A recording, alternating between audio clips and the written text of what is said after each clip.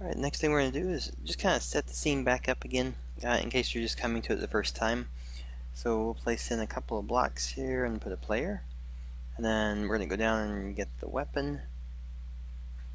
Alright, so our initial goal here is to set up the charging for the weapon.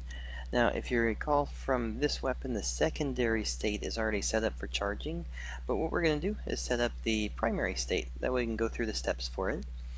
So charging is going to be this one, a little temperature gauge right here. To enable it, you just simply enable the charging. So options for this, there is a Autofire on charge, which means the max time set is going to be when the fire actually occurs.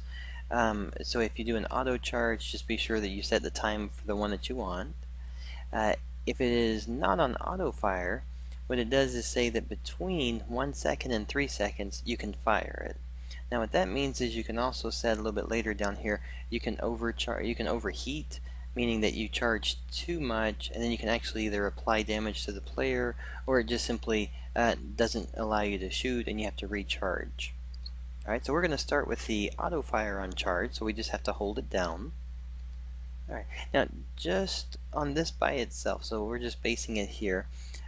If we were to go back real fast and just click on play, when you're using it now, what you're going to do is hold down the trigger. So whatever button you're using for the fire, if you're using the keyboard for enter, then I'm just going to hold.